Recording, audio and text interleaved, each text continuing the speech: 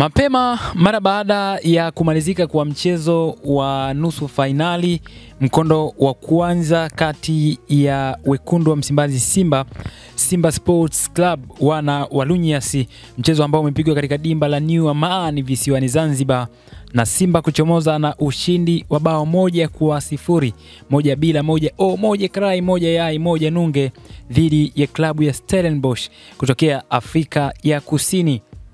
Rais wa Jamhuri ya Muungano wa Tanzania, Daktari Samia Suluhu Hassan, amewapa pongezi watoto wa Msimbazi wana Walunyasi, wekundu wa Msimbazi Simba Sports Club, ambao wana maskani yao katika mitaa ya Msimbazi, Kariakoo, jijini Dar es Salaam. Siku hizi wana empire yao nyingine inapatikana kule Bunju, nje kidogo ya jiji. Kupitia tweet aliyoitweet katika ukurasa wake wa X, zamani Twitter, Rais Daktari Samia Suluhu Hassan ameandika maneno yafuatayo: hongera sana kwa klabu ya Simba kwa ushindi katika mchezo wa mashindano ya kombe la shirikisho la soka Afrika, alafu kwenye mabano akapiga CAF Confederation Cup.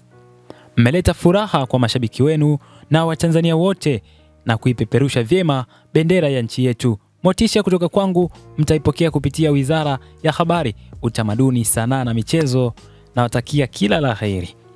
Tweet hiyo imesindikiza pia baadhi ya picha za matukio katika mchezo huo wa nusu finali mkondo wa kwanza wa kombe la shirikisho barani Afrika CAF. Lakini dakika chache tu kupitia wizara hiyo ya Habari, Utamaduni, Sanaa na Michezo kupitia katibu wake Gerson Msigwa pamoja na naibu waziri Hamisi Mwinjuma wamekabidhi mzigo wa milioni 20 kama hamasa ya goli la mama kwa team captain na nahodha wa klabu hiyo Mohamed Hussein Zimbwe Junior.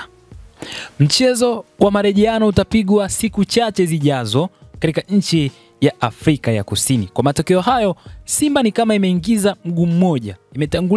mguu mmoja katika finali ya kombe la shirikisho barani Afrika. Yetu macho na muda ndivyo ambavyo vitaamua.